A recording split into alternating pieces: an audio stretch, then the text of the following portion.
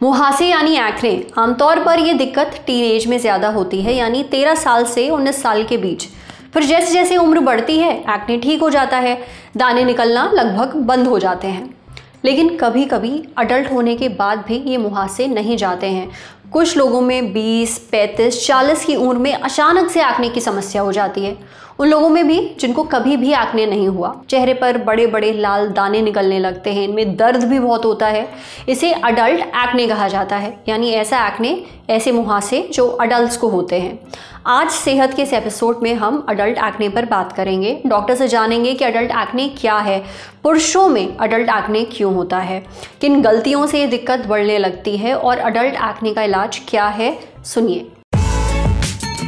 Brought to you by Sensodyne K and Dr. Basu Eye Hospital. बस back नहीं आया। SLS paraben और दूध का करंट भी कौन, तो लाइफ का करंट ऑन, कुछ भी तो ट्राई करके देख ले। Sensodyne K toothpaste for sensitive teeth. Acne एक ऐसी बीमारी है जिसमें सेबेशियस ग्लैंड नाम का जो ऑर्गन होता है, जो कि हमारे हेयर फॉलिकल से अटैच्ड होता है, वो ज़्यादा ऑयल या सीबम सिक्रीट करता है, जिसकी वजह से जो ओपनिंग होती है सरफेस ऑफ द स्किन पे वो बंद हो जाती है। तो होता क्या है कि सीबम जो है वो स्किन के अंदर कलेक्ट होता जाता है और उसमें फिर इन्फेक्शन हो जाता है, जिसकी वजह से चेहरे के ऊपर या बॉडी पे भी बड़े बड़े लाल रंग के दाने हो जाते हैं, जिनको हम हिंदी में मुहासे या इंग्लिश में पिंपल्स या एक्ने बोलते हैं। तो ये मेल्स में अगर 20 साल की उम्र के बाद होते हैं तो इनको हम बोलते हैं एडल्ट ऑनसेट एक्ने, और अगर 20 साल की उम्र से पहले होते हैं तो इनको हम बोलते हैं यूजुअली टीन एज एक्ने। इसके कई कारण हैं। सबसे कॉमन कारण जो होता है हम बोलते हैं हार्मोनल चेंज की वजह से। तो हार्मोनल में अगर आपकी बॉडी के अंदर टेस्टोस्टेरोन हार्मोन का सिक्रीशन ज़्यादा होता है, ये हार्मोन क्या करता है, आपकी सेबेशियस ग्लैंड को डायरेक्ट स्टिमुलेट करता है, जिसकी वजह से सीबम और ज़्यादा बनता है। तो सबसे कॉमनेस्ट कारण होता है हार्मोनल इम्बैलेंस। दूसरा सबसे कॉमन कारण होता है आपका जेनेटिक। जिन मेल्स में एक्ने की समस्या आफ्टर अ सर्टेन एज भी परसिस्ट कर रही है, उनमें कुछ जेनेटिक स्टडीज में पाया गया है कि कुछ उनके ऐसे जेनेटिक स्ट्रक्चर चेंजेस हैं जिनकी वजह से जो उनका सेबेशियस ग्लैंड सिक्रीशन है वो ज़्यादा बन रहा है। तीसरा होता है कि आपका इम्प्रॉपर लाइफस्टाइल, जो कि बहुत ही एक बड़ा कारण है आज के टाइम में, जिसमें आता है आपका इम्प्रॉपर डाइट। तो अगर आपका बाहर का खाना पीना जैसे oily food, junk food, refined food, sugar ज़्यादा है, तो इसकी वजह से डायरेक्टली आपकी बॉडी के अंदर इन्फ्लेमेशन हो सकती है, जिसकी वजह से अल्टीमेटली आपको ज़्यादा पिंपल्स बन सकते हैं। सेकेंडली, अगर आपकी हैबिट है अल्कोहल, स्मोकिंग या लैक ऑफ प्रॉपर स्लीप, तो इन सब वजहों की रीजंस की वजह से भी आपके एक्ने बढ़ सकते हैं। इन एक्ने को हम नॉर्मल एक्ने की तरह ही ट्रीट करते हैं, जिसमें अगर कोई भी अंडरलाइंग डिसऑर्डर जैसे हार्मोनल प्रॉब्लम निकल के आता है तो उसको भी हम साथ साथ ट्रीट करते हैं। एंड अदरवाइज जो एक्ने का नॉर्मल ट्रीटमेंट चलता है, जिसमें आपकी एक प्रॉपर स्किन केयर चलेगा, उसके साथ साथ आपकी कुछ टॉपिकल दवाइयाँ होंगी जो आपको लगानी होंगी, और अगर डॉक्टर को लगता है कि सिर्फ दवाइयों से ये नहीं जाएगा तो ओरल मेडिसिन भी हम इसमें स्टार्ट कर सकते हैं।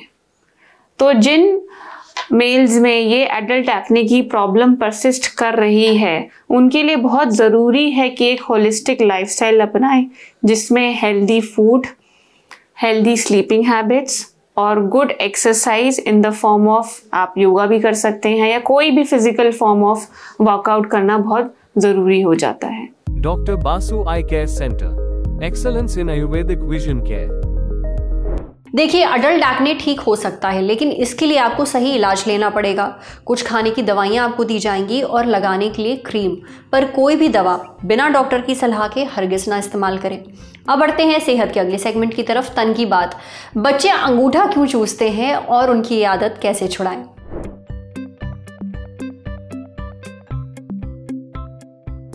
अंगूठा चूसना छोटे बच्चों की बहुत ही नॉर्मल सी आदत है। अक्सर बच्चे अपने मुंह में अंगूठा डाल लेते हैं और फिर उसे देर तक चूसते रहते हैं। पर आपने कभी सोचा है कि बच्चे ऐसा करते क्यों हैं और उनकी अंगूठा चूसने की आदत कैसे छुड़वाई जाए? अब ये हमें बताया डॉक्टर पूजा कपूर ने। डॉक्टर पूजा कहती हैं कि छोटे बच्चों का अंगूठा चूसना एक सामान्य आदत है। आमतौर पर 4 साल से कम उम्र के बच्चे अपना अंगूठा चूसते ही हैं, इसमें कोई घबराने की बात है ही नहीं। वो सुरक्षा, आराम और अपने आप को संतुष्टि देने के लिए ऐसा करते हैं। कई बार जब बच्चे परेशान, थके हुए या फिर अकेले होते हैं तो वो अंगूठा चूसने लगते हैं। इससे उन्हें आराम मिलता है। जब कभी उन्हें डर लगता है वो खुद को रिलैक्स करने के लिए भी अपना अंगूठा चूसते हैं। कुछ बच्चों को सोते समय अंगूठा चूसने की आदत होती है, इससे उनको सुकून मिलता है। वहीं अगर घर में उनसे छोटा कोई सदस्य है और सबका ध्यान उस पर है तो माता पिता का ध्यान अपनी ओर खींचने के लिए भी बच्चे अंगूठा चूस सकते हैं। अगर बच्चा 4 साल से छोटा है और वो अपना अंगूठा चूसता है तो उसे डांटें या मारे नहीं, ये आदत समय के साथ चली जाती है। अगर आप ज़बरदस्ती बच्चे की आदत छुड़वाने की कोशिश करेंगे, उसके नाखून या उंगलियों पर कोई कड़वी चीज़ लगाएंगे या मिर्च मसाले वाली चीज़ लगाएंगे तो इससे बच्चा चिढ़ने लगेगा। इसलिए जब बच्चा थोड़ा समझदार हो जाए, उसकी उम्र 4 साल से ज़्यादा हो जाए तो उसे प्यार से समझाएं कि अंगूठा चूसना अच्छी आदत नहीं है। बड़े बच्चे ऐसा नहीं करते। आप चाहें तो उसे इनाम भी दे सकते हैं। बच्चे को कहें कि अगर उसने पूरा दिन अपना अंगूठा नहीं चूसा तो उसे कुछ उसके पसंद की चीज़ मिलेगी।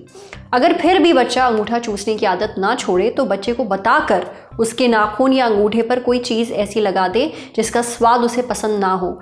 ये बात उसकी जानकारी में होना बहुत ज़रूरी है ताकि उसे शौक ना लगे। उसे समझाएं कि अगर उसने अंगूठा चूसा तो उसे अच्छा नहीं लगेगा। वैसे 4 साल के बाद बच्चे थोड़े समझदार हो जाते हैं, अच्छी और बुरी आदत के बीच फ़र्क करने लगते हैं। वो खुद से ही अंगूठा चूसने की आदत छोड़ देते हैं। हालांकि अगर फिर भी ऐसा ना हो तब आपको डॉक्टर से मिलना चाहिए, क्योंकि अगर बच्चे की अंगूठा चूसने की आदत 4-5 साल की उम्र के बाद भी बनी रहती है तो उसके दांत टेढ़े निकल सकते हैं।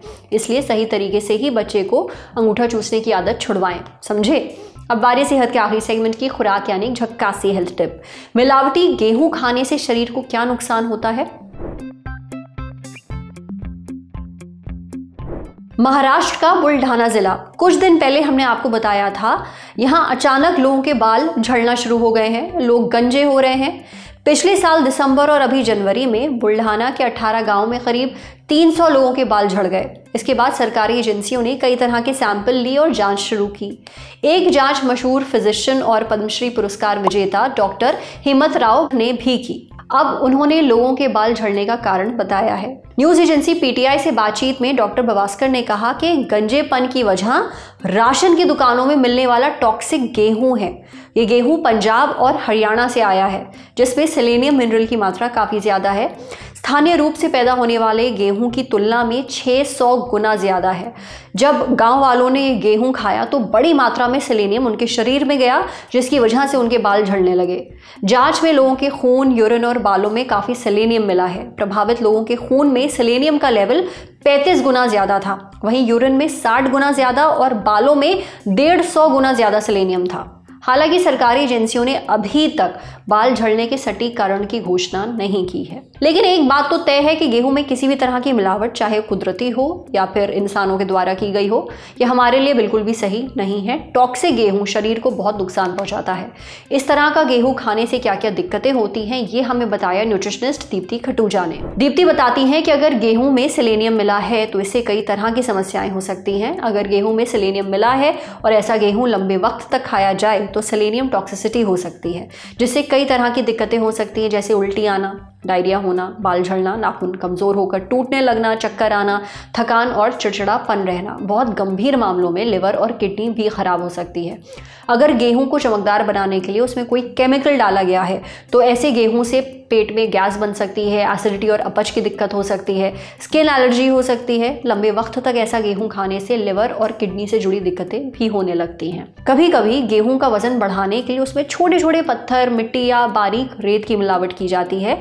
इससे पाचन तंत्र को गंभीर नुकसान पहुंचता है, पेट दर्द और कब्ज की दिक्कत बढ़ जाती है, किडनी से जुड़ी बीमारियां भी होने लगती हैं। अक्सर फसलों पर कीटनाशक का छिड़काव किया जाता है। अगर गेहूं को अच्छे से साफ ना किया जाए और कीटनाशक पड़ा हुआ गेहूं खा लिया जाए तो इससे इम्यूनिटी कमजोर हो जाती है, जिससे दूसरी बीमारियां और इन्फेक्शंस होने का खतरा बढ़ जाता है। लिवर और किडनी से जुड़ी दिक्कतें भी होती हैं, क्योंकि लिवर और किडनी को काफ़ी नुकसान पहुंचता है।